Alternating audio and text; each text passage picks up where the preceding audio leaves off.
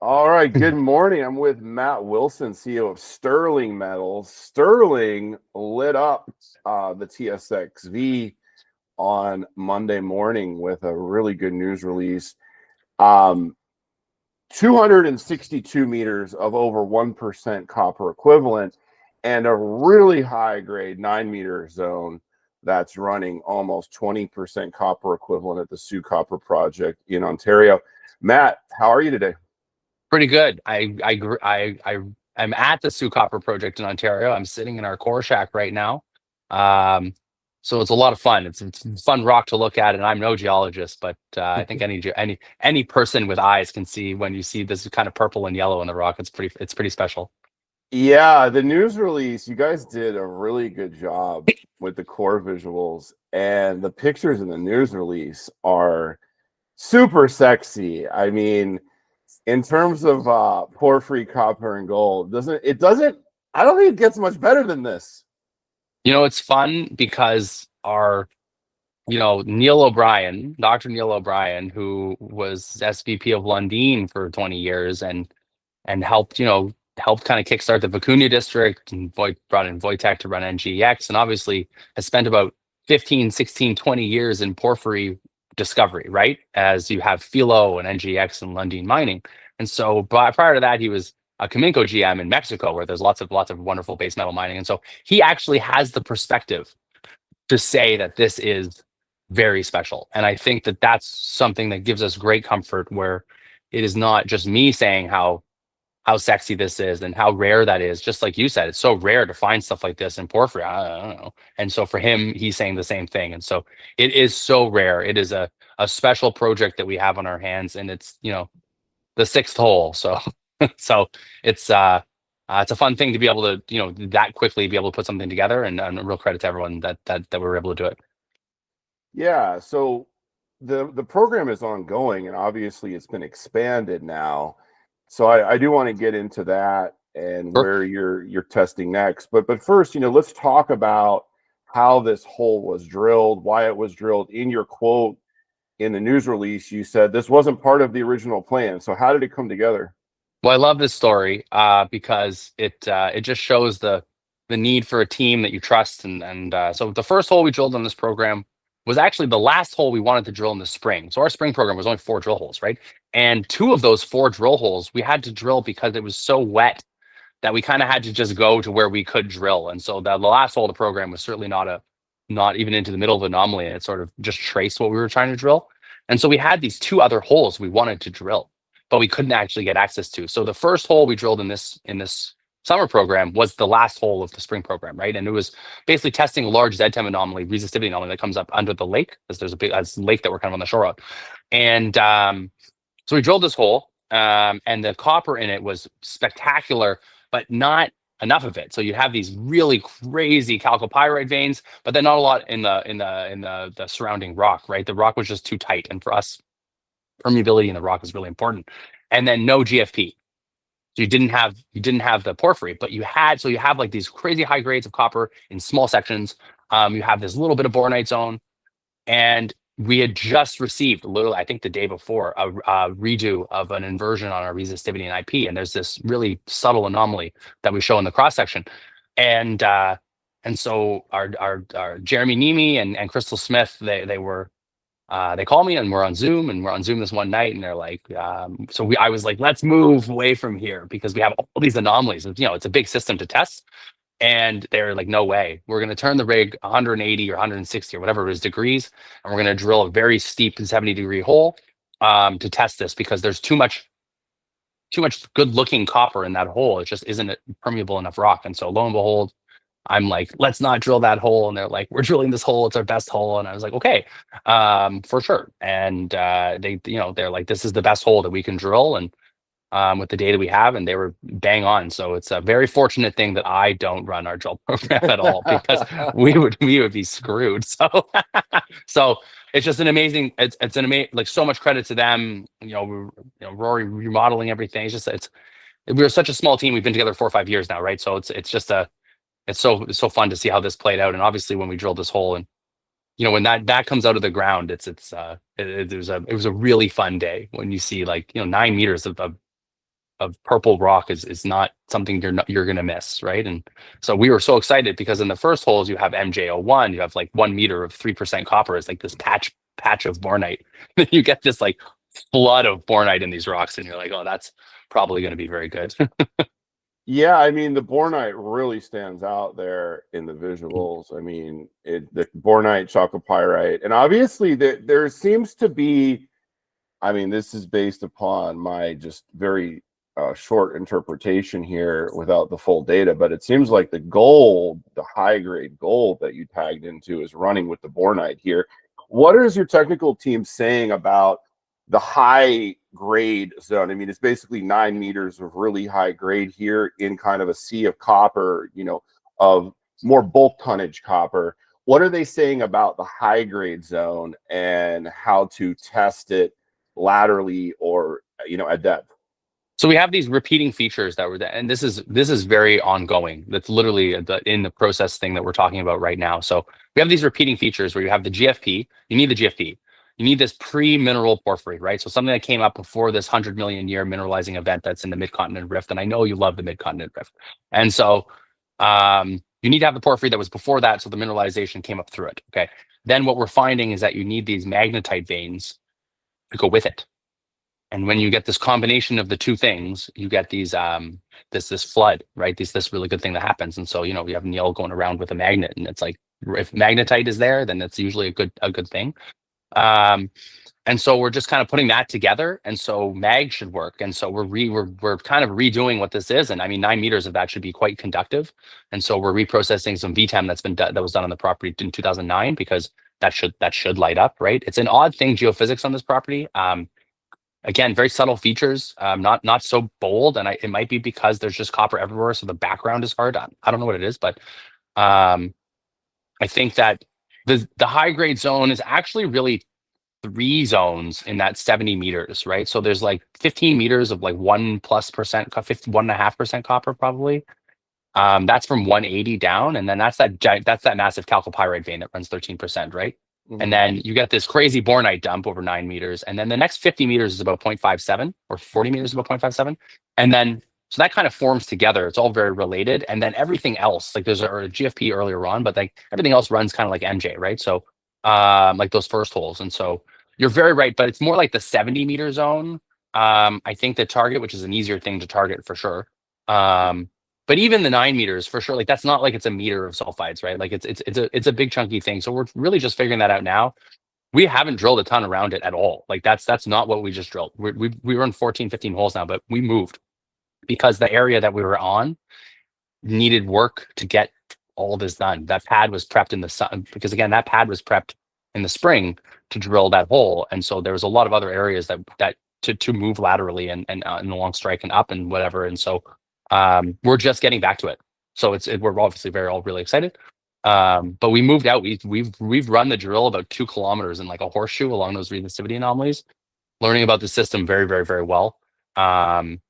And it's a fortunate thing to be able to do that, and especially with someone like Neil, who can kind of give you context on the grander vision of what you're going after, because it's obviously there's just copper everywhere. Whether it is economic copper is the question right now, and obviously we don't have assays on anything, but there really is copper everywhere. It's wild. Yeah, I mean, it's clear there's a sea of copper there. I mean, in the map, in the news release, you've got a hole that was drilled over 900 meters away that was 100+ meters of 0.31. Then to the north, you've got 200 meters of 0.3. Then to the east, you got 359 meters of 0.36. So it's pretty clear that this thing has scale. I think the main question would be for me is just how extensive is that high grade? I mean, obviously, totally. That can make a difference. So let me just get my bearings here, because this is a pretty big property. We've obviously got the big lake, the very big lake, but that's pretty far away. And this was drilled near a smaller lake. And there's a thing called the cave showing. So tell me about the cave showing. And was there any, historical mining here near the smaller lake? So all really great questions. So this in no way, shape, or form, and I want to make this very clear because it's hard if you're just looking at this. So Lake Superior is the very big lake that our property boundary goes up against the highway, which is right next to Lake Superior. There is no That's not a thing. Like this going into lakes, it's not a thing. It's so far away. And the historic mine that's 15 kilometers to the west of our where we're targeting right now, the Copper Corp mine is 3 kilometers from Lake Superior and was mining, and so we're so far away from it. It's not going to be a thing. There's copper mining for thousands of years up and down the shores of Lake Superior, so there's really a thing that goes up. But where we are, that's not going to matter. The smaller lake that we're on, that first hole that I talked about went under the lake, and luckily we were like, that could be a thing. Ontario, there's lakes everywhere: Borden Lake, Cote Lake, Kirkland Lake, right? So there's a lot of lakes. Red Lake, like there's all mining districts are lakes. So this is not something we really worry about. Fortunately, though, the cave showing is right on the shore of the lake, and the MEPS 2, the drill hole that we just added, our discovery drills away from the lake. So it is quite nice that we're leaving the lake, really. But when you look at the soil samples, and we'll put that out, we have new soils. I think it's in our deck. The soils start going like below the lake. Like this thing is, I think we have a 7-kilometer soil trend now of like new things that are popping up. We have bornite outcrops 4 kilometers to the southwest, and so it's kind of a copper system throughout, but the drill holes and the cave showing are going to the north from the lake, right? So the cave showing is this kind of 6-meter wide outcrop that has 4 different phases of mineralization. So you have these flat-lying moly veins that are really these chunky calco veins that are moly veins that carry some chalcopyrite, and then just plastered on the wall. We have a video out on social media where Jeremy's there, like plastered on the wall is bornite and chalcopyrite, just. And I went there yesterday and then walked to the MEPS 2 discovery, and it really does bring context because you're like, right, there's this giant wall of bornite and chalcopyrite and oxidized, you have copper oxides everywhere, and then 125 meters up this big hill is the discovery hole, right? And so that is even 125 that way, and then if you think about the angle of the hole, it's probably 200 meters from this outcrop. So you've got this big outcrop of clear sulfide, like awesome sulfides, and then that 200 meters away. So that really led to the discovery hole, this cave outcrop, right? And Phelps Dodge uncovered it in the 60s, I think. And luckily, the people who we work with here, the team of Dan Shelley and Roy Rupert, the prospectors who had this project, they were like, go here. And so when we went there, we're like, this is awesome. Like it's a very impressive outcrop because you have all these different kinds of copper that are on there. So yeah, that's the lake there. So you're kind of drilling away from it, but really like the copper system goes all over. But that first hole was kind of showing that is not going into the lake, which is good. So this new discovery hole is in the center of your project. Is that correct? Yeah, almost dead center. It's probably a little bit more to the east. So there's 2 mines that bookended the project. The Copper Corp mine, which is the one by Lake Superior, was like 1 million tons at 1.2%. Sheeted vein. The theory is that that's high up in the system. Let's not get too much into the macro of the 30 kilometers because I don't think we understand it enough to be perfectly honest yet. But the Tribag mine was pretty cool. So Teck mined it in the 60s and 70s. The mineralization there, if you read Jose Parilla's report, it's 6.5 million tons of production at 2.75%, these 4 breccias, which is pretty sweet. And I think that other reports are 1 million tons. It's weird to read historical reports of what production was. So I'm like, I don't know. But there's 4 breccias and Teck mined it for 7 years. So I imagine it's not 1 million tons, right? So and Jose Parilla is one of the best porphyry guys in the world. So he put in his report. No, I mean 7 years by Teck, it would have to be more than 1 million tons. Yeah, like there's no way it was 1 million tons, right? So there's reports on that from like the 70s that are talking about like these 50-meter zones of like 20% copper. And I know Neil talks about Maria and the Cananea porphyry down in northern Mexico, he was the GM of Minco, and he actually brought it up when we were doing due diligence on this asset the first time. He's like, I think that this is what it's like, where you got this 4.5 billion ton porphyry, but Maria's like these like 20% breccias. He's like, they're crazy. And so this is not what we're drilling right here. This is not a breccia, right? This is not at all. But the strength of this system to him felt very similar. And so, you're 15 kilometers away with grades like that says a lot to the scale and what we're doing. And so we kind of started here just because there was a porphyry discovered here in the 60s, right? That's why we started in this area. And, the Copper Row guys drilled 50 meters of 1% copper. So I'm like, all right, well, that's good. And there's a porphyry here. So we're like, we should probably start here and work out. But by no means it's the only spot. But then, obviously, this is the spot when you hit something. Well, yeah, that's what you said to me back in May. I mean, I specifically recall you said, we know we have a porphyry over in the east. We know we have a copper mine right near the lake. but we think there's a new discovery to be made right in the middle. And this, I guess this is it. I mean, it sure this looks like this it. is the one. Yeah. This is the one, right? So where does the drill rig go next? And tell us how So many holes have been done so far. And yeah. sure. So we did 15. I think we're on hole 15 right now. And again, we had to, in a very, when you drill a hole like this and so visual, right? You obviously want to keep doing that. And then, there's a whole bunch of different, you just keep spinning the rig. Do you come back at it from the north? Do you step out laterally and all these things? And so all of those things almost required us to build a whole bunch of new pads and build a road. And it's a very steep cliffside, right? Like we're not in mountains or anything like that. But so it took us a little bit to do that. And we had this grid plan. So we drilled these holes stepping out along that resistivity trend. So we basically went out one way a kilometer and then came back the next way a kilometer, stopped at Richards Breccia, kind of made our loop. And so that's the 15 holes. So we actually left this area, which is weird, but we did what we did. And then now we're drilling a hole that's just to the north, and then we're coming right back to it because we have all of the pads prepped. So we're going to get right back into this now, basically. So we stepped away, which is honestly, in retrospect, was a wonderful thing because we now really understand what we're dealing with and the GFP and the alteration and signatures and like all the things that you want to know about when people ask these questions. Like we kind of answer a little bit more now because we didn't just pin cushion this right away. And I know that kind of is a bummer for wanting the next hole to already have obviously with porphyries, the market wants to see scale. I mean, obviously it's really nice to have high grade, but the market wants to see scale. So I think the plan that you followed is actually a very good idea because it gives, when you get the assays for all those holes, we'll have a better idea of sort of what the potential is in terms of the scale, right? Yeah, I think Neil makes a really good point usually, and he's explained. He's like, look, like the best part about this system is you're now you have this like high grade payback area, and he's like, this is so important. And remember, it comes to surface. So 130 meters away, it comes to surface, and so we know that it's there. There's more of it. Like that was very reassuring for me yesterday. That's always you're like, oh shit, it's the end.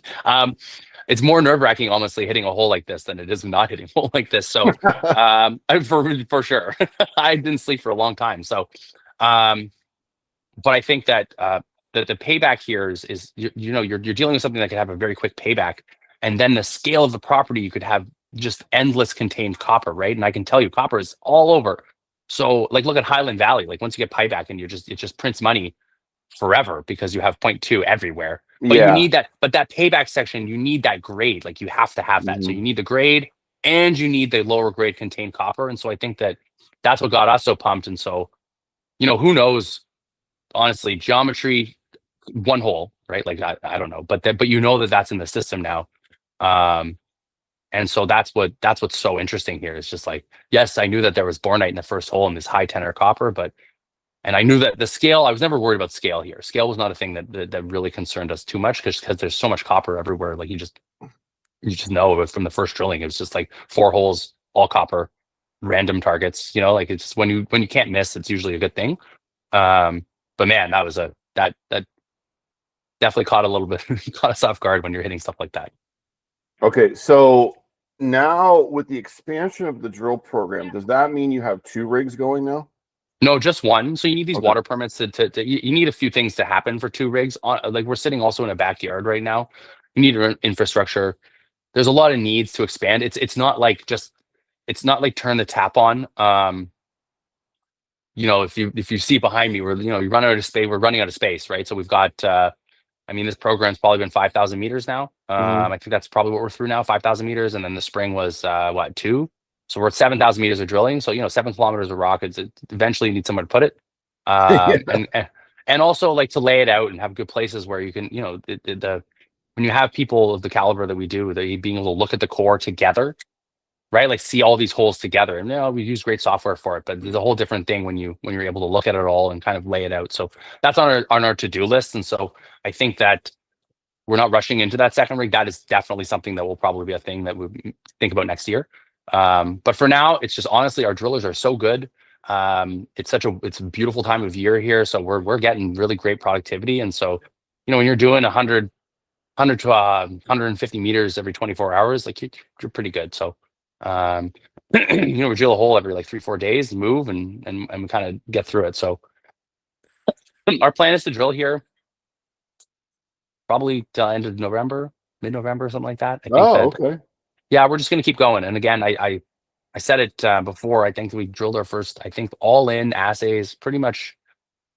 It can change depending on weather and mob, but like we had the spring too to figure it out. It's somewhere between 160 Canadian and 220 Canadian.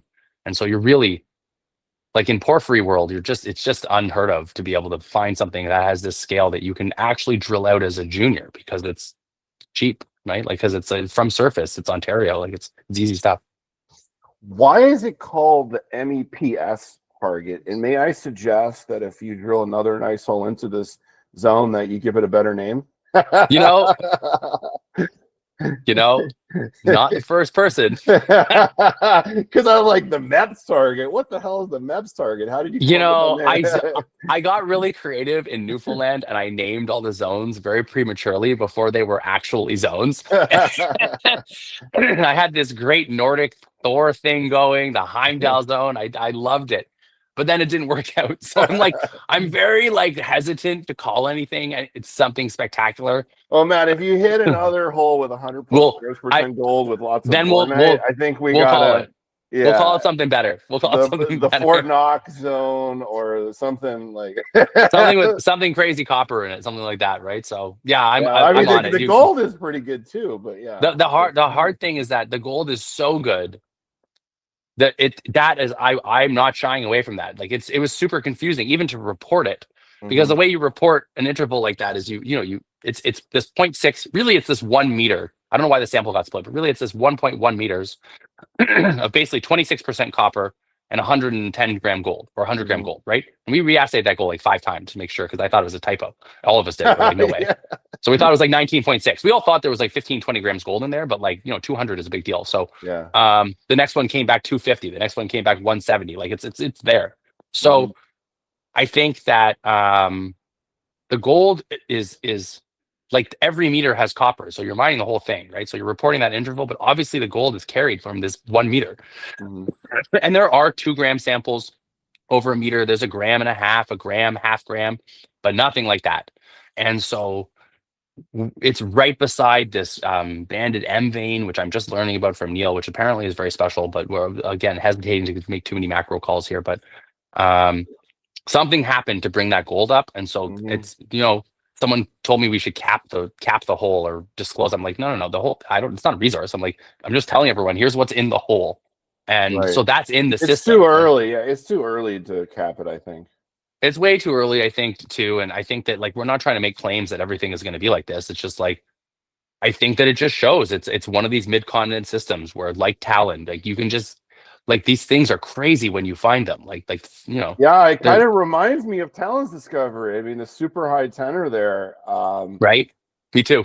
And you get and that's because it's funny because Talon is finding bornite and covellite and chalcocite in this new zone they've tagged into, which is not copper sulfide that they've seen in the main zone, especially not in this abundance, right? So it's very interesting. The mid-continent rift is it gives, man. It's a good one. It's a beast. And it's so funny because Neil has so much experience with it because of Lundin and Eagle, right? So and Eagle has been producing for like 10 years, and he tells me these stories that the concentrate they were sending, that it was so rich, the rock was so rich, it was like breaking the system because it was such high grade copper nickel. And that thing's still going, and it's still I think their most recent resource is like 2% nickel and 1% copper or something, and they've been mining for 10 years and they still have 5 million tons left. So yeah, mid-continent is crazy. And I mean the copper in the mid-continent, like we forget because I think of nickel because I think of Talon, I think of Eagle and Duluth and all this stuff. But like that Keweenawan Peninsula, like that was 15 billion pounds of native copper that was mined. And so native copper is like when there are no sulfides, right? Like I forget what the reason. It's just like there's nothing there, and it turns it like that's a lot. That's wild copper. It's thousands of years of supergene enrichment process. It's a very rare process that makes the native copper, but basically it's been enriched so much that it upgrades to pure copper. All right, Matt. So let's wrap it up with the most important questions, like how do you follow up on this? What's the news flow? When do we start to get more assays? And then, of course, I know people are asking you about financing. I mean, obviously, a big revaluation has occurred in the sterling share price. So, you gonna get some money in the door? Yeah, I think it's pretty fun. I'll tell you that. 8 years of not delivering results is nice to deliver results and make some people some money. So, I think that look, like we have I think we have like 2.25 million, give or take, in the bank, and if it's 500 grand to patrol 3,000 meters, I adore our share structure right now and our shareholders. We raised 1.5 million at 25 and 2.5 at 35, and it was like 20 check writers, and I think that that's speaking to the move, right? It's like there's not a lot of, it has sold a lot, but there's really good people in the name, and I think that for a financing, this isn't something I'm going to wander around the street and market and make this like something really. It'll have some strategic nature to it when we do it. We do choose to do a deal, but that being said, I am not sure when that will happen because there is a lot of stuff we can do still with $2.25 million, and I think that it's a rare thing to say that, and usually I'm like the first person to be like, take all the money that you can, but I'm not.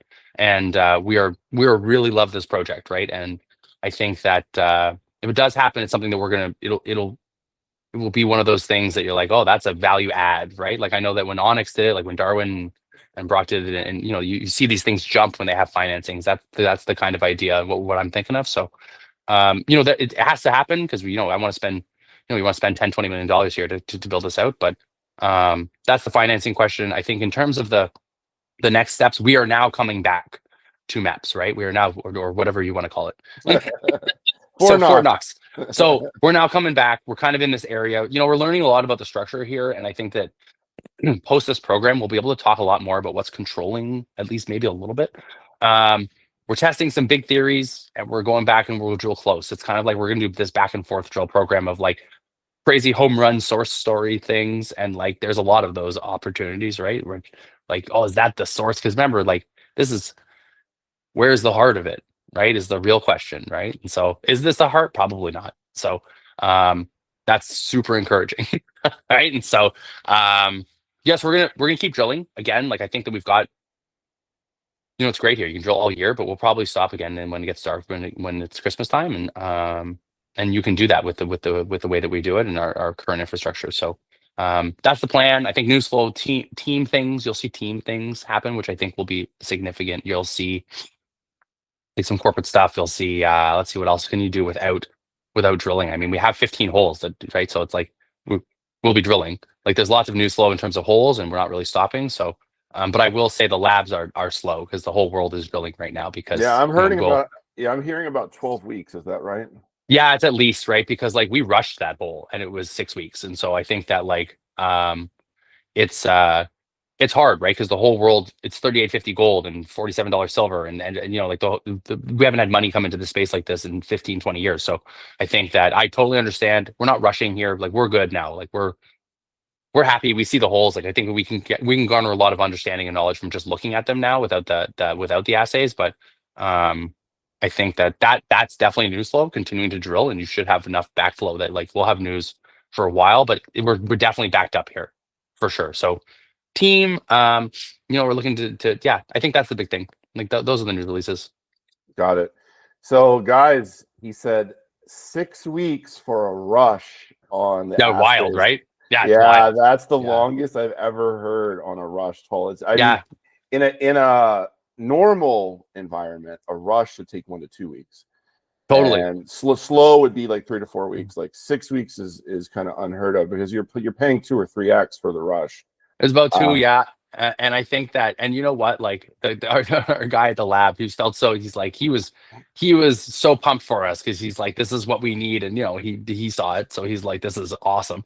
And but there's just not a lot you can do. Like everyone's rushing because luckily there's a lot of good holes being hit right now, and I think there was a story of like 500 meters being delivered for a rush, and they're like, I don't know what you want me to do with this, or like 5 or like 1,000 meters of like, they're like, all right, but yeah, that's what's happening right now, and so it's okay. Again, like it's once we get it going, once you kind of catch up to it, there'll be constant news flow. But yeah, that's but we're encouraged here because we can keep drilling, and I think that's the biggest thing, right? It's just like keep putting holes in the ground, keep advancing the project so that when we do get news out, it gets good.